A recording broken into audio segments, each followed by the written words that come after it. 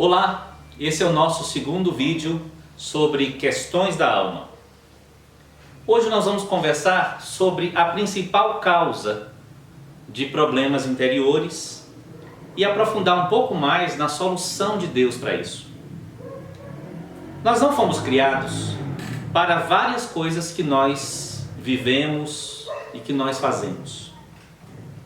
Pecado que nós cometemos, pecados que outras pessoas cometem e acabam nos atingindo, e sofrimentos, tragédias, perdas, estão dentro das causas de sofrimentos interiores. Mas hoje, vamos abordar especificamente como o pecado se transforma numa origem de feridas internas. Vamos começar lendo Jeremias capítulo 2, verso 19. Diz assim: a tua malícia te castigará, e as tuas apostasias te repreenderão. Sabe, pois, e vê que mal e como amargo é deixares ao Senhor teu Deus e não teres em ti o meu temor, diz o Senhor Deus dos exércitos. Segundo esse texto, nós sofremos efeitos de nossa própria malícia. O texto começa dizendo: a tua malícia te castigará. Deus nunca planejou o pecado para nós. Nós não temos substância capaz de suportar o pecado. Por isso que o pecado tem consequências que afetam o espírito, a alma e o corpo.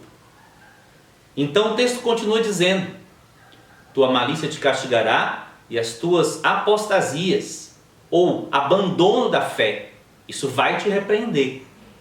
Sabe, pois, e ver que mal e quão amargo é deixares ao Senhor teu Deus e não teres em ti o meu temor. Tem muita gente que tem certo preconceito com essa palavra temor quando se refere a Deus. Temor do Senhor é algo maravilhoso, na verdade. Está escrito que o temor do Senhor é o princípio da sabedoria. Na medida que a gente cresce, o temor vai se unindo ao amor e essa combinação fica excelente na nossa relação com Deus. Mas é muito importante a gente entender temor do Senhor. Temer a Deus é ter consciência da grandeza dele, é ter consciência da santidade dele e daquilo que ele é capaz de fazer. Temer a Deus não tem a ver com o medo que nos afasta, mas tem a ver com algo que nos faz admirá-lo e respeitá-lo e escolher jamais se afastar dele. O temor é o princípio da sabedoria. Então é a partir do temor que a gente começa a fazer escolhas certas, a discernir certo e errado, com a mente de Deus dirigindo esse nosso discernimento. Temendo ao Senhor, a gente cresce para o amor ao Senhor. Porque é impossível admirá-lo, e essa admiração está dentro desse temor, é impossível admirá-lo e não amá-lo. Então, se você, como eu, está buscando uma saúde plena no seu interior, não despreze o temor do Senhor. Sim, Deus é Criador. E Deus também é muito poderoso para destruir, para acabar, para punir, porque Ele é justo. Eu lembro que quando eu comecei a corrigir meus filhos, eu tenho certeza que quando eles me obedeciam, eles não me obedeciam porque me amavam. Eles me obedeciam porque tinham medo da correção. A dor da correção fazia eles compreenderem que o que eles estavam fazendo de errado era negativo, era ruim. Mas quando eles cresceram e hoje já são adultos, eles passaram a ouvir o meu conselho porque me amam. E assim é a nossa relação com Deus. E a falta do temor do Senhor faz as pessoas brincarem com o pecado, chamarem de normal aquilo que Deus chama de terrível, chamarem de bom o que Deus chama de mal, chamarem de certo o que Deus chama de errado, chamarem de prazeroso o que Deus chama de nojento. Vamos definir pecado então? Vem comigo. A palavra pecado significa literalmente errar o alvo. Então o pecado é viver diante de um propósito equivocado. É viver andando numa direção que não é aquela para a qual você foi criado. É viver em função, portanto, de si mesmo, de desejos, vontades, impressões que a gente estabelece, mas não são aquelas que Deus estabeleceu. Deus avisou em Gênesis 2,15 que se o homem pecasse, ele morreria. Porque, como eu disse no primeiro vídeo, viver longe de Deus leva à morte. E vamos entender um pouquinho o que é essa morte, que é consequência do pecado. Morte, antes de qualquer outra coisa, é separação. Também é degeneração, corrupção. Quando uma pessoa morre fisicamente, o espírito e o corpo se separam. Por isso o corpo não consegue mais manter vida. Vamos pensar agora em relação a Deus. Quando o ser humano peca e se rebela contra Deus, ele se afasta de Deus e vai se degenerando, vai se corrompendo, vai se destruindo, porque é impossível ter vida longe de Deus. Essa separação gera degeneração, corrupção, que não tem fim, só acaba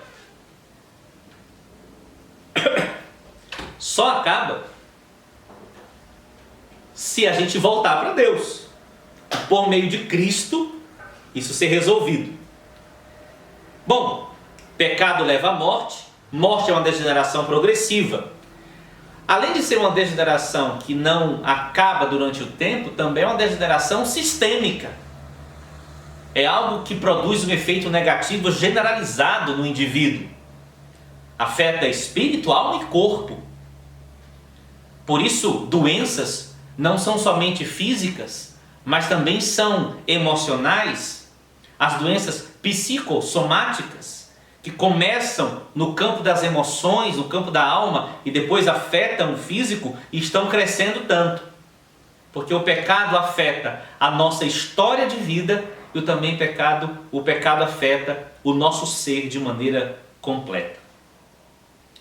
Tem uma expressão que o apóstolo Pedro usa que ajuda a gente a entender isso melhor. Uma pergunta muito importante do vídeo de hoje.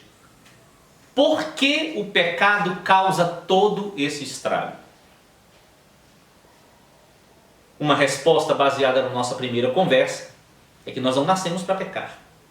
Mas olha o que diz o texto de 1 Pedro, capítulo 2, verso 11. Amados, exorto-vos como peregrinos e forasteiros que sois, a vos absterdes das paixões carnais que fazem guerra contra a alma. Vou ler novamente. Exorto-vos como peregrinos e forasteiros que sois, a vos absterdes das paixões carnais que fazem guerra contra a alma. Pedro está chamando de peregrinos e forasteiros aqueles que já entregaram sua vida ao Senhor Jesus e por isso saíram do império das trevas e agora fazem parte do reino de Deus. Estão no mundo, mas não pertencem a ele. Então são peregrinos, estão de passagem. Sendo peregrino, a gente precisa tomar cuidado para não se envolver com as coisas desta terra. E aí ele fala, que coisas são essas? Paixões carnais, desejos que nascem na nossa parte mais externa, no físico, dos hormônios, das coisas que nós vemos, que nós ouvimos, que nós experimentamos, que nós tocamos e que, porque produzem sensações agradáveis, normalmente nós as interpretamos como boas, mas sensação boa pode ser produzida. Os profissionais de marketing estão aí para deixar isso bem claro. É possível produzir uma sensação boa a partir de algo ruim. Se você come aquele hambúrguer feito de carne de não sei o que tem gosto de quase nada, mas tem bastante gordura no meio, você vai ter uma sensação agradável. Mas o efeito disso na sua saúde não vai ser agradável. Então, sensação não pode ser um critério da escolha que nós fazemos, das escolhas que nós fazemos. Por isso, paixões carnais fazem guerra contra a alma.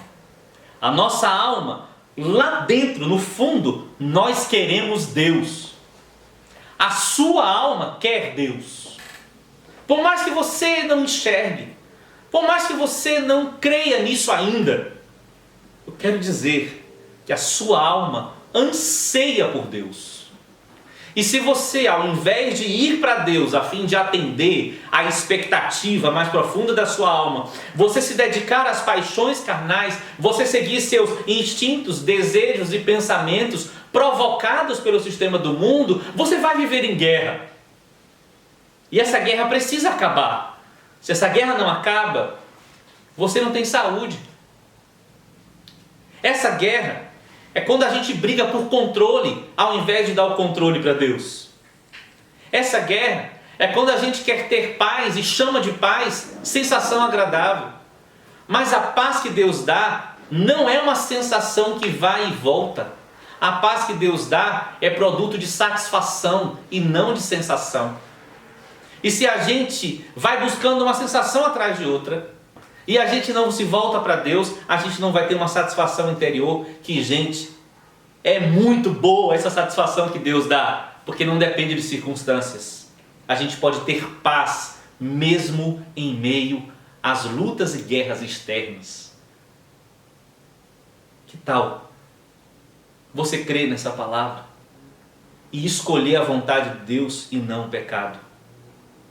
E essa guerra acabar dentro de você. O apóstolo Paulo, escrevendo aos Gálatas, diz que existe uma guerra do espírito contra a carne. Deus está trabalhando dentro da gente para atender essa necessidade crucial, existencial. E a nossa carne está pegada ao mundo. E a única coisa que é nossa parte é uma escolha por meio da fé.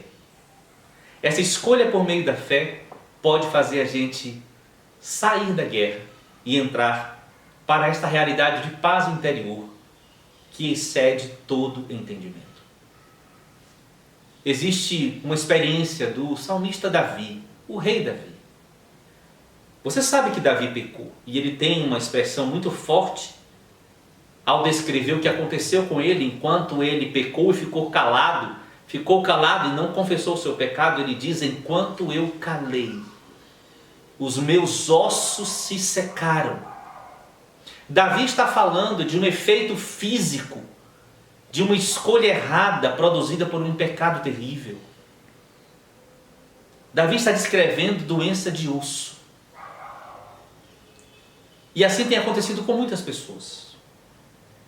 Você e eu não tem condição, nós não temos condição de abrigar o pecado. A melhor coisa a fazer é entregar o controle da nossa vida ao Senhor e abandonar o pecado. Como resolver essa briga? Deixa Jesus ser o Senhor. A palavra Senhor para nós virou um pronome de tratamento, mas na Bíblia, Senhor significa máxima autoridade, aquele que governa. E eu não estou te apresentando um governo déspota, ocupado em manter-se no poder, de alguém sem caráter. Eu estou te apresentando o governo de um Deus que se fez carne, habitou entre nós, sujeitou-se a ser uma criação, sendo Ele o Criador, para nos tirar dessa situação de guerra que nós vivemos. Eu estou te apresentando Deus que é Cristo, Cristo que é Deus, que ama você e que ama a mim, está interessado em produzir esta paz dentro de nós. Quero ler para você alguns textos que vão falar desta solução poderosa agora. 1 de Pedro 3,15 diz: antes santificai ao Senhor Deus em vossos corações. Santificar ao Senhor Deus no seu coração é o seguinte: o seu coração tem um trono. Deixa Jesus sentar no trono do seu coração. Separa o centro do seu coração. Separa o centro das suas decisões. E diz: Senhor Jesus, se senta aqui. Pode agora governar. E quando você tiver uma vontade diferente da dele, você diz: não, eu não quero a minha vontade. Eu quero fazer a vontade do meu Senhor. Porque quando você e eu escolhemos a vontade do nosso Senhor, nós estamos evitando a guerra. Nós estamos evitando os problemas e as doenças que afetam nossa alma. Ainda em Pedro, agora no capítulo 2, verso 1 e 2 de 1 Pedro, está escrito assim, ó: presta atenção em algumas expressões-chave, elas são curativas para nós. Despojando-vos, portanto, de toda maldade e dolo, de hipocrisias, invejas e de toda sorte de maledicências, desejai ardentemente, como crianças recém-nascidas, o genuíno leite espiritual, para que por ele vos seja dado crescimento para a salvação. Versículo 4: chegando-vos para ele, a pedra que vive, rejeitada assim pelos homens, mas para com Deus eleita e preciosa. As expressões-chave são: despojando-vos, desejai, chegando-vos. Despojar é tira, rejeita, não quero mais pecar. Abre mão do pecado como uma coisa natural, normal, que não tem jeito. Em seguida, deseje. Ao invés de usar os seus desejos para o mal, deseje ardentemente o genuíno leite espiritual. É o ensino da palavra de Deus sobre você, para você e a respeito de todas as áreas da sua vida. Deseje ser ensinado pelo Espírito Santo de Deus, que usa a palavra para transformar caos em criação.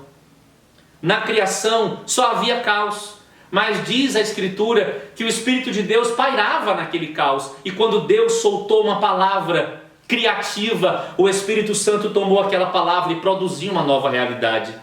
Desejar ardentemente o leite espiritual significa: Espírito Santo, eu vou pegar a Escritura e vou deixar que você me ensine, me revele, me fale sobre ela. Porque quando você tiver a palavra diante de você e o Espírito Santo dentro de você, o resultado disso é criação de vida, final de caos, final de morte.